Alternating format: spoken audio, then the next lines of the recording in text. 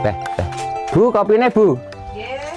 Beh, mau panas-panas. Oh, nyerah kok gitu Pak Susu kopi anu Pak Duk. Iki lho. Beh, kopi irenge engko ben rada matane rada padang ya. Panas-panas teko ndi? Aku dah. Heeh. Iki malah golek wong kerja mubeng-mubeng. Kaya ora petuk uang. Apa? Sirku takon ngelepi sawah ka lho. Tapi aku menggoleki sing tukang elep. Kabeh padha repot. Kene gene wong nganggur apa piye ta? Sinten damel apa to?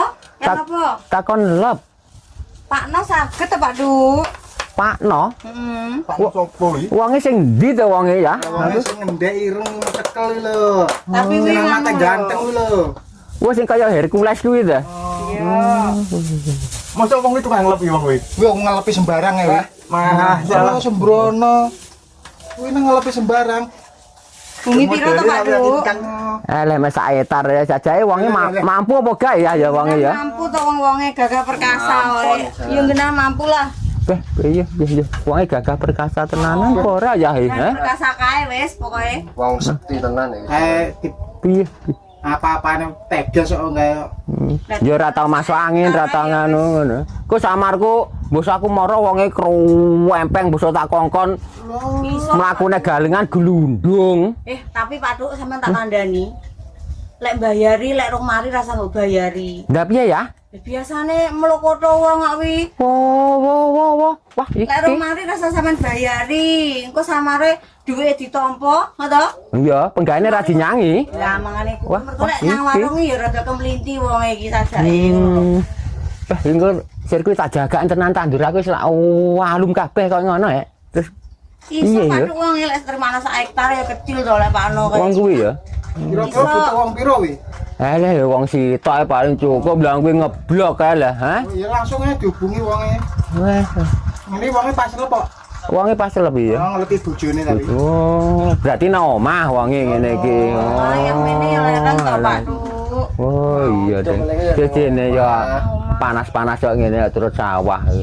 Samarku lek digondo garangan lek ndelok modele sing momongne wonge koyo ngono ki mang, ha? Tapi lek ngelepi sembarang-barang iso wi Pak Duk lek termana sak hektar wis.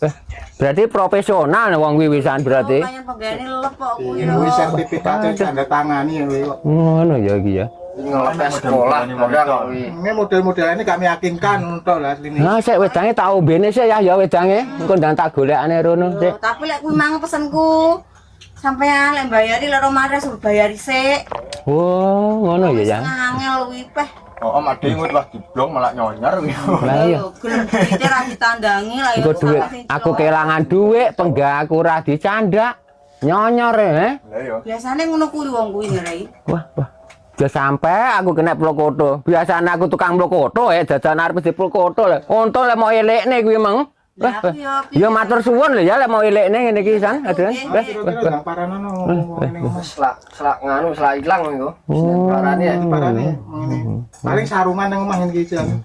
Ya wis ya ngono. Ya matur suwun lho impone ya. Ya wis aku tak goleki Pak No iki. Hati lewat pinggir ya. Iya, ya wis matur suwun. Tengah alas tadi lho. Lewat pinggir.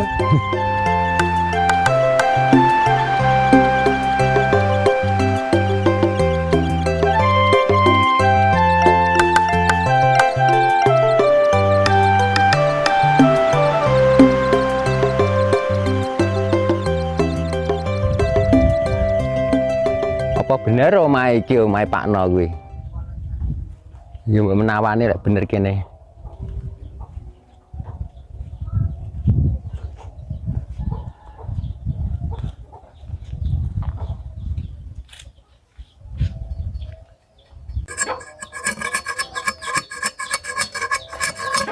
Nuwun.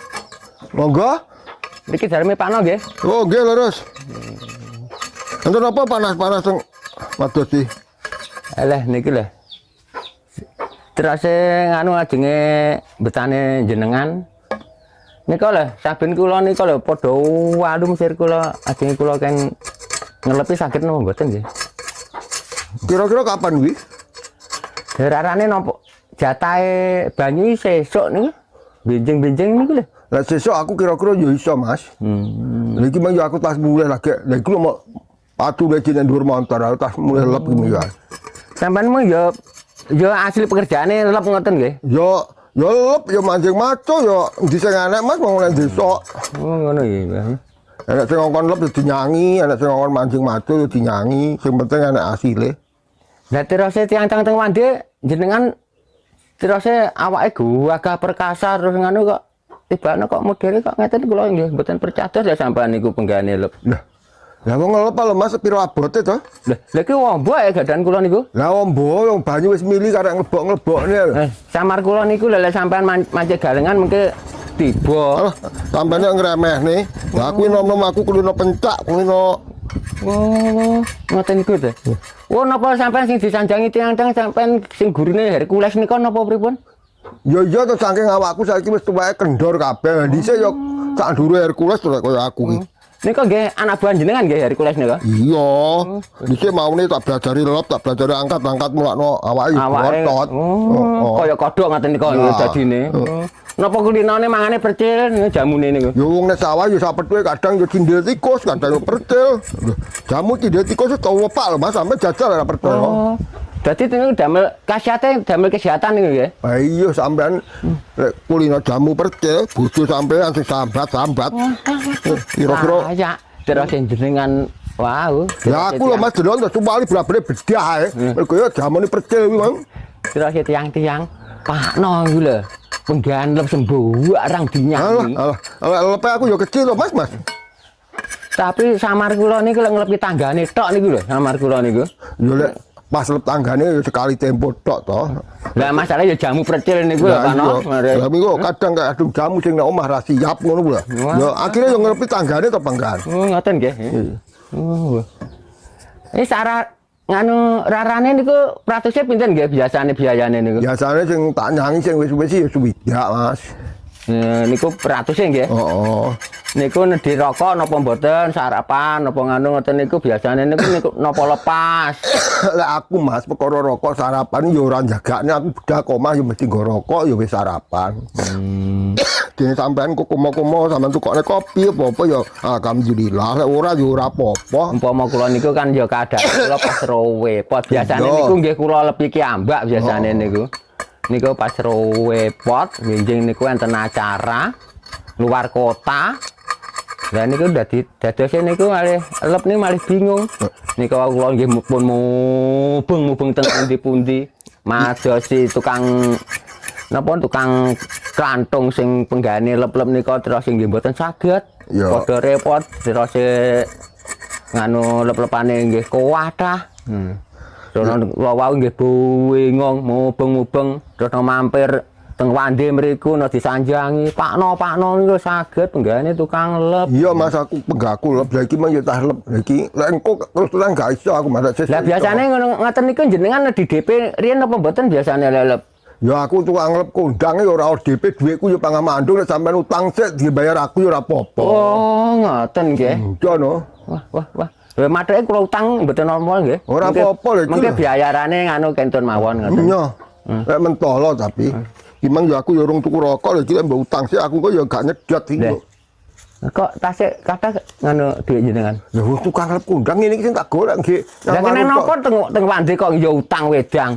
Aku tak lumpukne pisan mesti sana aku bayar, Mas. Nek saiki dhuwitku gede-gede ya. Wah. Ngoten niku nggih jenengan niku modele. Wah. Berarti mboten kenging dicuwowo jenengan niku berarti.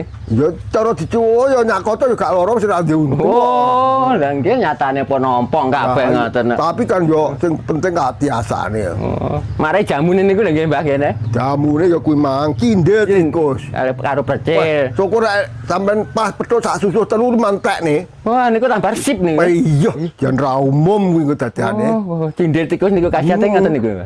Lah percil cek kalah karo cindil tikus, Mas. Sampai jajang kok. Piye? Nggih sampun nggih, Bang. Kula tak nyuwun pamit. Benjing nganu saestu lho niku. Ya. Insyaallah tak nyanyi. Nipun ngoten mawon. Matur suwun lho nggih. Ya. Kesempatane. Oke.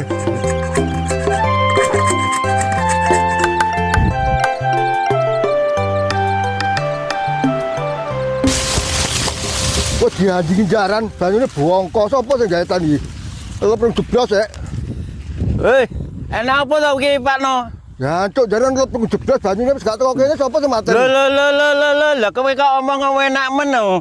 Wong iki aku ora gawe banyu belas. Lah sapa sing gawe? Sing gawe Pak Idi ki lho. Oh, delok Aku kok, gur Pak Idi. nganu. Gur ngeteri banyu ngombe tok.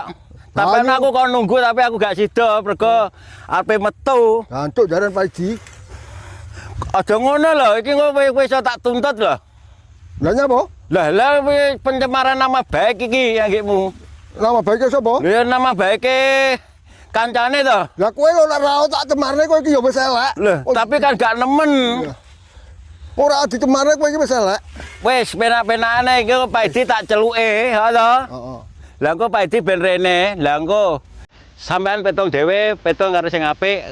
Sebab iki kanca kabeh. Kabeh ya butuhne banyu, kabeh ya pengen mangan. Aja regedekan aja repot karo banyu kancane dhewe kabeh. Kowe jatahku kowe wis nggon kowe kok jatahku bener kabeh wis. Aku tak rodok tampan ae. Ya banyu ki adem, tapi lek ngene iki ya malah yang bathuk panas kok keperluan bathuk karo kanca iki engko. Lah kok panggah ngono ae. Aku lho gak nyapa-apa. Pak Idi lho iki mang sing sampean miso-miso darake Pak Idi sing gawe. Aku gur ngene tok ndelok tok. Oh, ditenono Pak Idi kok lek petuk. Towek goblok ra ngerti aturan. Ya wis engko tak omongane engko. Kamu lho to. Ya arep sawah dino ya kadua. No, aku njaluk tulung karo sampean iki aja dadi atimu. Iki mau salah paham karo Mas Baidi. Terus iki ampre ben gak salah paham. Saiki ngerokok karo ngombe sik. Tapi yo nyang bathuk yo panas tenan perkara banyu. Kabeh iso panas, tapi atine kudu adem iki wis tak gawani banyu iki. Alhamdulillah. Terus piye iki jane salah paham ora karo aku? Ya lek karo sampean kira-kira yo wis ora, tapi lek karo Pak Idi yo mangga bermasalah. Aku lek rong jelas permasalahannya mangga tak goleki kok Pak Idi. Ngene lho Lur. Engko Pak Idi tak paranane kowe kok ndang njaluk sepuro karo Pak Galino. Soale kemeng wonge ya wis muncrat ning sawah wong kadung dhuwit-dhuwit utangan sing kerabu. Lah iya toh. Banyune wis arepe entek. Terus ini saiki banyune juga pisan. Lah saiki kok aku tak goleki Pak Idi. Lah engko Pak Idi ben nemuni sampean. Saiki wis ben luwih adem ngombene sak cegokan kase. Ben luwih adem nah. Tapi Pak Idi kok gak njaluk sepuro karo aku yo panggah. Ngamuk aku kok. Ini lho Pak No wis to, manut aku penak-penak. Kuwi kok Pak Idi kok tak totone. Pak Idi tak omongane lek nganu kuwi kok arepe arek penting masalah salah paham karo banyu. Wis ngono ya Pak, Pak No ya aku tak boleh Pak Idi ya. Yo wis tak golekno. Ya.